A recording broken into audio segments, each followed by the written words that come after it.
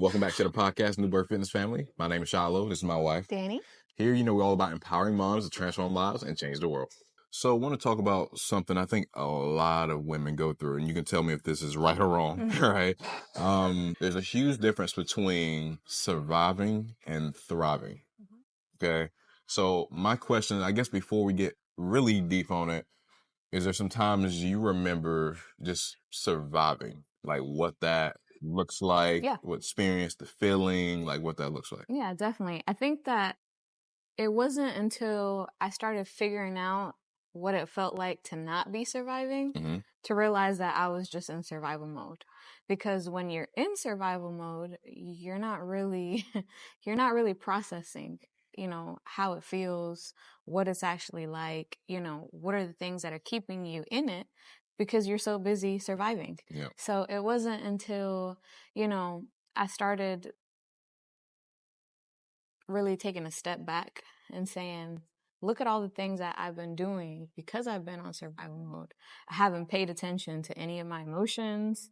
I haven't been able to keep myself, consistent, or I haven't been able to do anything for me because everything that I keep doing is just a routine that I keep, it's rinse and repeat, rinse and repeat. And it's really until you give yourself that moment to be like, wow, I don't know who I am. I really don't know what it feels like or the last time that it felt like I did something for myself. Do you think that's something that a lot of women deal with? Yeah, I think a lot of women, especially mothers, deal with this because now you're not just dealing with your own needs that you're basically like neglecting, but now you're dealing with your families, your kids, loved ones, everybody. So you're dealing with, having to be that person that has everything together and you're left to the very end. If you had to kind of nail it down to one main contributing factor to why you were in survival mode, what would you think that would be? That's a good question. I think probably one of the main contributing factors is not finding any space to prioritize myself. Because when you do have that space, now you have the moment to take a step back and say, hey, where am I currently? Am I, doing anything that is making me happy or, pushing me towards a goal? But when you have no space, literally, you're waking up in the morning, you're getting the kids ready for school. Now you're going to work. Now there's multiple things that are going on, whether that's in your relationship, in your job, in your business, all the different things. Now, even like when your kids are playing sports or there's, extracurricular things or just taking care of a loved one, it doesn't matter. There's so many things, on our plate that when you do not have that space, even if it's 30 minutes, an hour, whatever it is, that's why the gym was so huge for me, because it was that time where I was able to take a step back and say, I'm working on me right now. You gave that space. And I gave that space. And now the world just kind of started to open up because it was like, wow, if I can prioritize myself on this and I see a big change, and how many other areas am I, not doing anything to, help me or to put myself first? So I think also like a big part of not wanting to is like the fear of getting started. Yeah. Because I know for me, and this is something that I didn't realize until later on, when we were talking about it, was I used to always keep myself busy. Even if I didn't have anything to do. Yeah. It was just like, oh, now I'm washing the car. Yeah, see, now I'm cleaning. She cleaned the car. Oh, I know what that means. Exactly. So part of it is you're so used to being in survival mode that now you're not giving your brain a space to just sit with yourself. Yep. And I feel like that has been, like one of the biggest things that I've learned. And even now, sometimes like, I struggle with it because I'm giving myself that moment, to really process and think. But now it's how do I get out of that moment and now take some action? So I feel like there's multiple steps to getting out of survival mode. But the first one is giving yourself a little bit of time. Yep. And so to add to that, so a big part of this is the world is focused on making sure you're distracted. Everything you look at in life is like, oh, focus on this, don't focus on you. Focus on this, don't focus on you. Whether it's our phones, whether it's TV, whether it's news, whether it's all the different activities and different things you can do, everything is saying focus on the outside world, but don't focus here. It puts you in a state of not having to think. When you're just flowing through life and just going through the motions, Yeah, or you don't have just to the think. social media, the dopamine hit that we So get by many. being, you know, on social media and just scrolling. How many times you been on your phone? Next thing, wait, an hour just went by. Yeah. Wait, 2 hours just went by. What else could have been used to work on yourself or better your life if you would have used that time instead of the hour or 2 hours? So if everything's designed for you to be distracted, to not get better, then that means the opposite of that would be you being intentional about what can I do that goes towards the things I actually want in life, towards the person I actually want to be. If I can reverse it from being right now, maybe your ratio is I'm way more distracted than I am intentional. What if I was able to reverse it to where the distractions is so much less, but the intentional is much more? And at first, maybe you might get to a point where they're kind of like, one is fighting, the other one's fighting. Yeah. Now, how can I creep it up just by a little bit? And over time, it becomes a habit to where you don't have to think about it. You just wait. Everything you're doing, for the most part, is intentional. Yeah, or even if there are things that you still have to do, finding a way to make it, you know, it's double purpose. So, you know, if you're taking your kids to a soccer practice or a baseball, whatever it is that they're doing, cheerleading, whatever, you know, using that time, now I'm reading a book, now 100%. I'm, you know, listening to something, now I'm actually going for a walk or, you know, just using that time. Yeah, because that's those same moments are the times you be like, I don't have any time. But if you're cooking, you can turn on an audiobook and put an earbud in your ear. Right. And sometimes you'll be surprised at the impact you can have on your kids. Like, for example, even when I'm taking the boys to the bus stop or I'm taking them to, to school in the morning or something like that. And I'll have on an audiobook in the morning in the car and they're listening to it on the way to school with me. So what happens is before I let them out, they got questions. So what about this? Why was this said? Why was that said? Now it's sparking their mind first thing in the morning before they even get in school. I mean, now that you say that, it also, you know, reminds me of when you're on autopilot, sometimes you don't realize how that affects your kids. Yeah. So they can see that you are on autopilot. The conversations that you could be having, you know, the time that you could be spending with them, you're not doing that because your mind is on autopilot. You're doing this, doing that. You're handling different things. So I feel like, you know, the first part that we're talking about now is when you have the ability to make that time, you know, to be more intentional. But then there's also different things that make you, as a woman, as a mom, sometimes be in survival mode.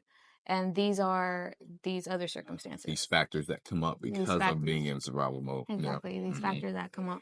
So, you know, one of those consequences of being in survival mode is, you know, your mental, the neglect, the mental health, the physical aspect of, you know, maybe you're a little overweight or now you're having medical conditions that you wouldn't have had because now you're neglecting yourself, but you're actually, what you're doing is you're turning that consciousness off because your brain cannot handle in this very moment for you to say, hey, you know, let's pay attention to this. So you're literally like pushing it out of your mind. What you believe is it can't. Yeah. So it's making you think that you can't handle it. You know, like, oh, right now, the last thing that I want to think about is this, you know, but I feel like not just, you know, what our brain, because our brain is actually doing that to protect us. It's doing it to say, hey, don't focus on that. It's a little uncomfortable. Don't do that. Because that's going to be too much for you right now. But I feel like there are so many things, you know, as women, and I have dealt with, you know, some of those things that initially put you in that survival mode. Whether that is, you know, relationships, whether that is, you know, traumatic experiences, because now your brain is like, focus, you know, let's protect you from everything else that could be an extra thing going on. Now let's just focus on this. And it's easy to get into a place of saying, this is just who I am. There's a difference between this is who I am and this is who you had to become during that time to try to protect yourself. You had to become that person that's always surviving to try to protect yourself in that moment. When you get to other spaces, it's like, okay, you got to let that survival go. And you got to move into a place to where now you can move into thriving versus just existing versus and just going through I know emotion. and I guess we can talk about this because it's something that I've personally dealt with. But, you know, being that woman or that mom that is hyper independent. I was just about to say that. Yeah. It's something that I'm not saying that it's a bad thing to be independent and to be able to, you know, have things for yourself.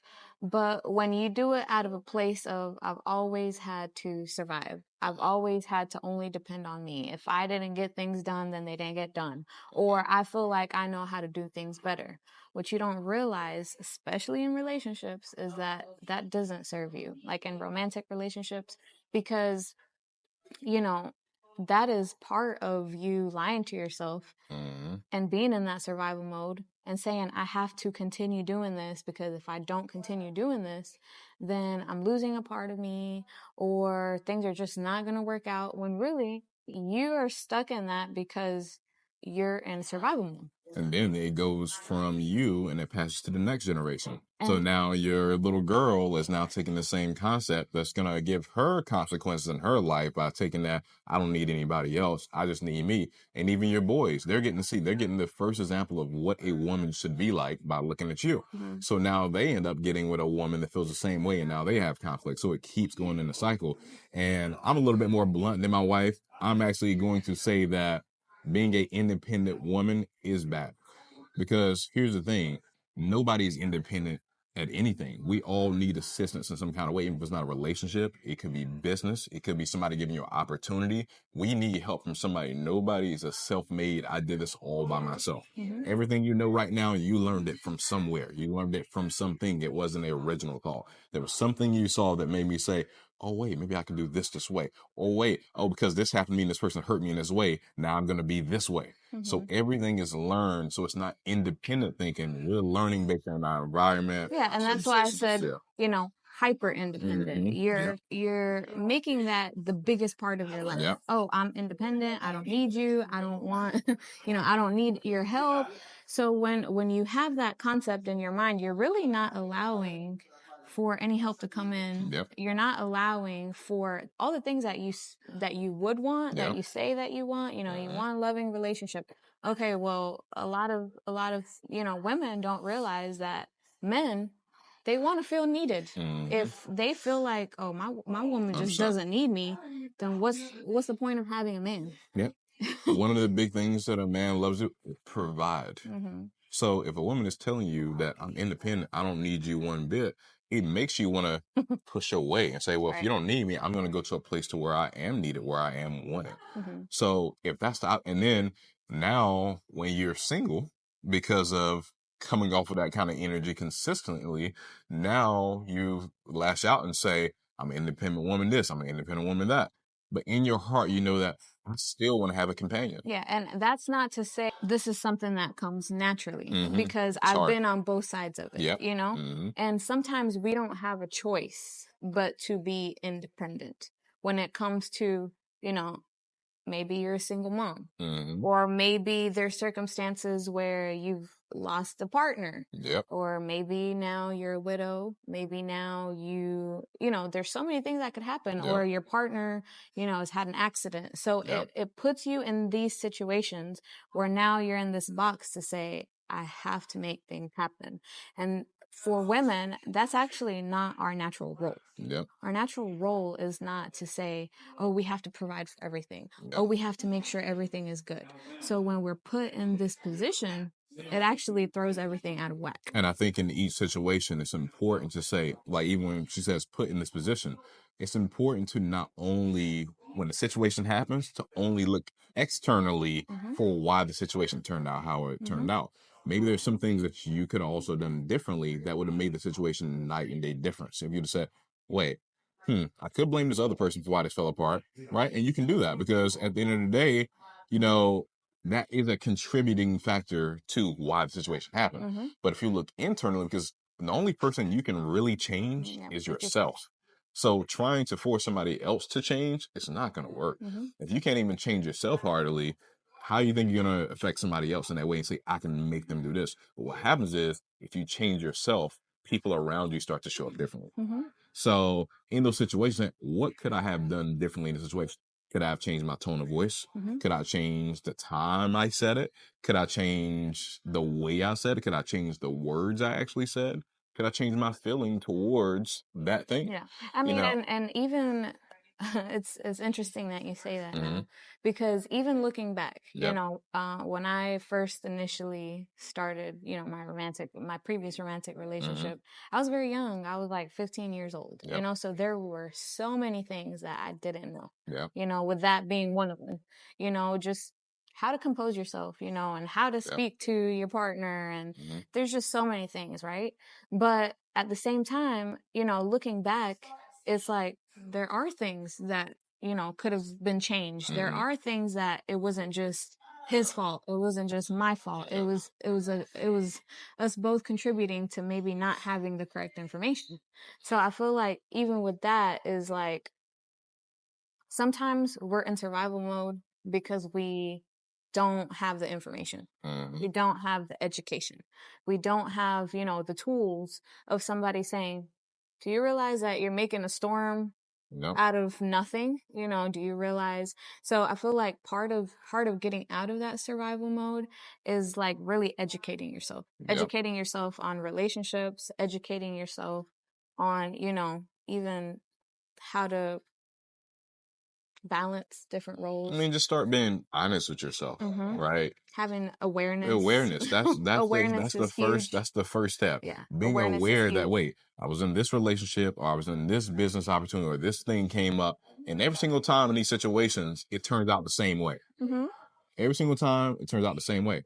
Who's the same person in the same situation each time? Yeah. You're a part of it. So, you know, of course, it's hard to say, let me dig internally and look at the situation and find a way to say, wait, maybe I did have fault in this. That can be painful, but that is where the growth happens, because when you keep blaming everybody else and everything else for why you're not where you want to be, why you don't have what you want to have, then where does the growth come from? Yeah. There's And no growth. there's- You keep going down that same There's path. some people that, you know, they're like, you know, I keep attracting the same stuff. I keep attracting the reason why you keep attracting the same things is because you haven't changed. Yep. So of course you're attracting the same thing because you as a person are not giving yourself the opportunity to attract something different. You haven't put in the work to say, okay, I no longer want to attract a person that, you know, maybe abusive. Okay, so now you have to put yourself in the situation of, why have I been attracting these kind of people? Am I the kind of person that, first of all, I give leadway to such a thing because maybe I was treated poorly in the past? So I feel like that is acceptable. And the first time that you see a red flag, you just ignore it and you keep moving forward. It has a lot to do with your standards, what you allow people to do to you. What happens if a person sees I can get away with this, they're gonna take a little bit more next time. They're gonna take a little bit more next time. Now next time you're like, how did I even get here? I don't even remember like what even started this, because it's a series of yeses and nos that add up to now I'm here. You know? So and just being stuck in that survival mode is a series of, you know, maybe bad relationships that you have put yourself into. It's a series of, you know, not finding the space for yourself. So now you've neglected yourself. It's a series of maybe, you know, you've had the tools, you've had the community, you've had the people around you, and you're like, I'm not really going to use it. I'm really not going to listen. And sometimes it's hard to be like, dang, like that's been 10 years of my life.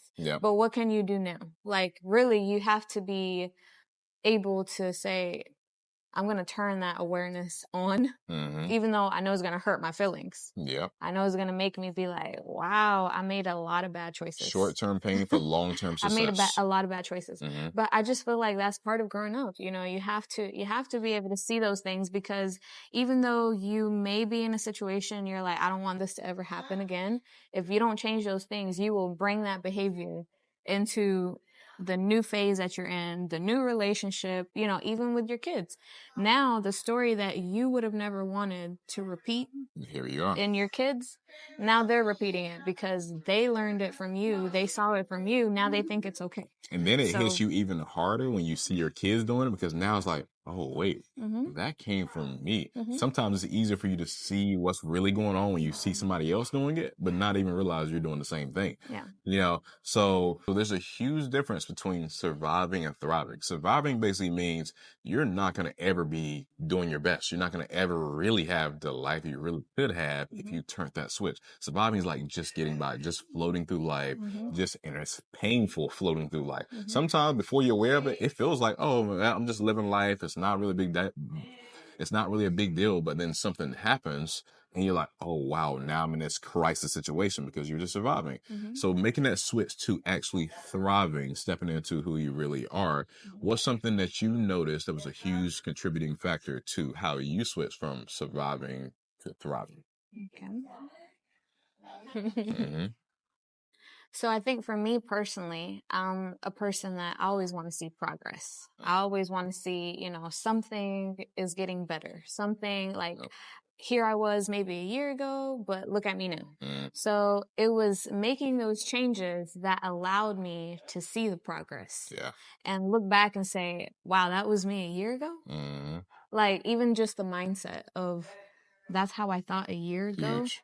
Or even, you know, that's why the gym was so big for me, because it was like, wow, if I could do this, then look at all the progress that I've done in, you know, 3 months or 6 months. What's it going to look like in a year, you know? And a lot of people, they don't realize that working on yourself, like your body and your health, is not just for the physical appearance. It does so much for the mental, because now things that you would not have pushed yourself on, or things that you're like, I could not do that. You're like, I've already proved to myself that I can do things that I never thought I could do. So yeah, we made a this video. is not an exception. There you go. We made a video on that actually talking about this, because everything is, you're going to get how you look at it, right? So if you're looking at the gym as just I'm just getting in shape, right? That's really all you get out of it, because you can't see the other things you can learn. But when you look at it like, wait, if I can do this here, what is the difference between this really hard thing that I didn't think was possible? I didn't think I can get this kind of transformation. What's the difference between this and this out here in the real world? What's the difference between this job? What's the difference between this obstacle in life that I didn't think I could get past? If I did it here, what's the difference? Yeah. And I feel like another big part of getting out of that surviving to thriving was really understanding and even actually embracing that everything that has happened to us is not really to us, it's for us. So if you can use all the things that had happened, who cares if you come from a broken family? Who cares if you've been through divorce? Who cares, you know, if there's just been so many things that have happened to you? What are you going to do about it now? Because if you keep with the same narrative, and this I feel like is huge, if you stay in that victim mentality of everything is just happening to me, and now you're actually complacent with it. So there's no way for you to get out of, you know, just trying to survive if you're always in the victim mentality. Happening to you basically means I get stuck in the moment. I don't really have to do anything about it. And you actually, in many cases, either you want to feel sorry for yourself or you want others to feel sorry for you too. But when you say something is happening for you, now it can give you strength to move forward and say, okay, this happened for me. Maybe it's this situation happened to me so that I could grow through the situation, and now I can help somebody else with the same situation later because they needed to. Yeah. And if you're a person hearing this right now and you're like, they're just saying that, then maybe you're a person that you're actually making more excuses for yourself. You're actually maybe stuck in a victim mentality, because I have felt that before. I have felt like they're just saying that. Like it's Yeah. it's easier for them to say, you know, I've been in this situation for X amount of time. You know, I've gone through so many things. If you're thinking about that way, you know, it's like catching yourself and saying, I'm making myself the I victim. love that you said that. Like, I think one of the big things everybody should do when you have those things that come up in life where you just see a trigger just happen or you feel very uncomfortable when it happens, it's so easy to say, this is the normal routine. I feel this and then I move away from it. I feel this and then I reject whatever I heard. Instead, say, why am I rejecting that thing that I just heard? Yeah. Why is it making me feel this way? And you start going down a path and, oh, wow, every single time this happens, I feel this way. Oh, wait, that was when I was 4 years old. This person made me feel that way, and I've carried that on for the rest Yeah, of or my life. anytime that you see, you know, a relationship that for you is like, oh, look, they look happy. You're like, oh, whatever. Mhm. Why are you, you know, Yep. why are you experiencing that? Mhm. Honestly, it might be because that's something that you want and you haven't been able to, you know, get that yet. Yep. So maybe that means there's things that I need to work on. Or maybe it's, you know, you every time that you see somebody, you know, feeling good about themselves or confident or hey, you know, like I know they look good Yeah. and it makes you feel some kind of way. There you go. It's like, okay, well, That's saying maybe something. that's Yeah, saying that's something. saying something Maybe because you need to be a people little bit more people honest who with feel yourself. good about themselves, if somebody else is looking good, you're not like, oh, why is that girl looking like that? You're Hmm. like, hey, you congratulate. Hmm. If somebody's making a lot of money, you're not looking at them, oh my God, if I had that money. You're looking at it like, I congratulate it Hmm. because when you're doing well, you don't have time to hate on other people. Hmm. You have time to either applaud for people or keep pushing yourself. Hmm. You know, Yep. you don't spend time and energy towards things that don't get you to where you want to be. And hating on people, disrespecting people is doing the exact opposite of where you actually want to go. So for me, actually, I would say that one of the biggest things, you know, to help me go from surviving to thriving is to get out of the victim mentality. That's it. Yep.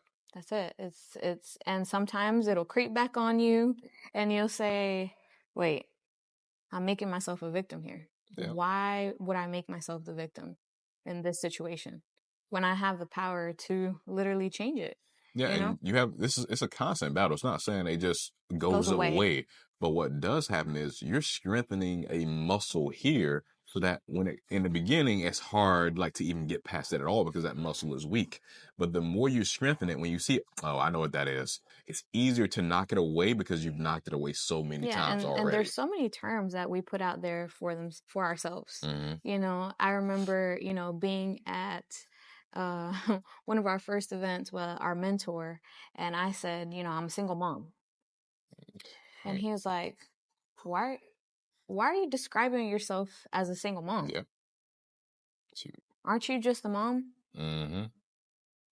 Like, aren't you just somebody that if something were happening to your child right now, you would do anything to make sure that that gets taken care of. So really putting single is making other people feel like, oh, you know, I feel sorry Feel for sorry for her. her. You know, and sometimes we use it to, you know, this is why I'm going through this situation. Mm-hmm. Or Is to get sympathy. Like a lot of time you don't feel it, but it's getting sympathy from other people. And in a way, they're feeling like they got to make it better for you. mhm, So automatically by just saying single mom, you're already putting yourself in that victim mentality mhm. state without even knowing it. And exactly, Yeah. because even when I said it, you know, I was just like, well, this is what I've been categorizing myself for so long, Yeah. you know? So now I'm just like, that's so true. Which I love what you said because this ties into one point I wanted to add to yours is the power of getting around people that are going towards the things you want to have or people with a more positive mindset. Mm-hmm. Because if you're around the same people you're always around, when she says something like single mother, everybody else is like, yeah, I know, I go through the same thing all the time. And they're identifying with you and agreeing with that. When you're around with somebody that's on a different frequency, like one of our mentors, immediately when he hears single mom, and me like, wait, Why are why you are you using that term? using that? So when you're around different people, it's automatically going to put you in a place to grow because all this knowledge and information, they've already went through a lot of a journey of personal development to get to a better level. They've already read a lot of books. So in a way, by you being around people who are on a higher level, you're getting the fast track success on something. Mm-hmm. When you first started a job, right? What do? You learn from the people who have already been doing the job that you're going to be working, and it helps you speed up. What if you had to go in there and learn how to do that job without getting any help from anybody? How much longer would it take? No matter if you're a fry cook, right? If you in there, you had to figure out the exact time, the exact everything you have to do, Burn the some time it fries took, first. burn some fries, people, customers complaining, cursing you out, right? But when you learn from somebody that's already a fry cook, hey, you put them in at this time, you take them out this time, this is how many you should put in each order. It makes it so much easier. That applies to everything in life. Same thing with getting a trainer versus starting in the gym yourself. I had to learn myself. I didn't have no trainer. So I had to go through a lot of bumps and bruises and things now that still mess with me because of the choices I made earlier on, and I didn't have anybody. So what happens is each time you get somebody else to help that's more experienced or something, it fast tracks you by a lot. So the same applies to everything in life. If you can get somebody that's already doing what you want to do, or at least positive mindset people, it will change your life. It helps you switch from just surviving to thriving at a faster rate because they're in a thriving state already. So if you're around people that are already in a thriving state consistently, and it chips away over and over of that survivor mentality you have, because one or two things will happen. Either you're going to get better by being around those people, or you're going to force yourself out of that group and go right back to where you're at. And sometimes we don't realize it, but the environment that we're around, the circle of people that we're around, it really changes your frequency. Everything. It changes, the amount of energy that you show up with, because it's like now it doesn't matter if you're in a room full of people that, they know more or less than you, but now you're all in the same frequency because now you're learning from something that maybe it could have saved you years. So now it's like your mind is opening up to different things that you could have never imagined. It's even the small details. Like maybe every single time you walk in a room, you walk in with your head down, you don't say nothing to nobody. And that's the normal thing for you. That's the normal thing for everybody else around you. When you're around high frequency people that are really thriving, they don't show up in a room like that. No. They come up, hey, my name is Shiloh.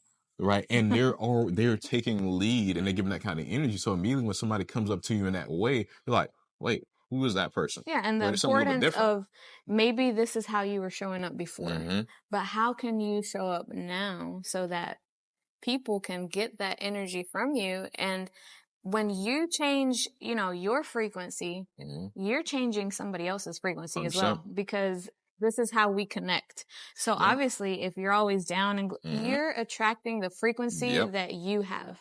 You're attracting people that are vibrating very low, that feel a certain way about themselves. Because the high frequency people are going to move around that person. Exactly. Right? You're in a room, a question gets asked, and you're the person that never raises your hand, never says anything. Or when you do raise your hand, you kind of raise it like this and you barely, or you're the last one to raise your hand. Whereas the person, they're the first ones to raise their hand.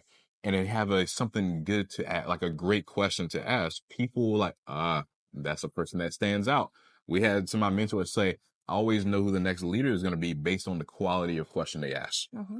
Leaders and high frequency people look at that versus people that are not thinking on that level. They're like, it's just a question. I'm just not going to say anything. But you never know who's looking in the room. It could give you an opportunity just by how you're showing up to everybody else. Yeah. So if you're a person that has been showing up, in life as just a survivor, then that's what you're going to keep attracting. Situations that make you feel like you got to keep surviving from them. So now it's more about, changing the frequency, changing the people you're around, changing your mentality. Changing the information you're putting in here. Exactly. What can I do? Being more aware is the first step. So if it's something that is really challenging you, or you're like, oh, that's kind of like cringe. Why is it cringe? Like Switching from it's always these people or these things or these circumstances. What can I do? I feel like that's huge. So these switches will change your way of thinking from surviving to thriving, and it could change your whole life. It will change your whole life. If you apply even just one of these, you'll notice how things change your life. If you apply half of them or all of them, get ready. And it changes the next generation because your kids are going to survive or thrive based on what you do. So I think that's enough. Let's end it here. On that note, we'll be back again before you know it. See you next time. See you in the Workfits family.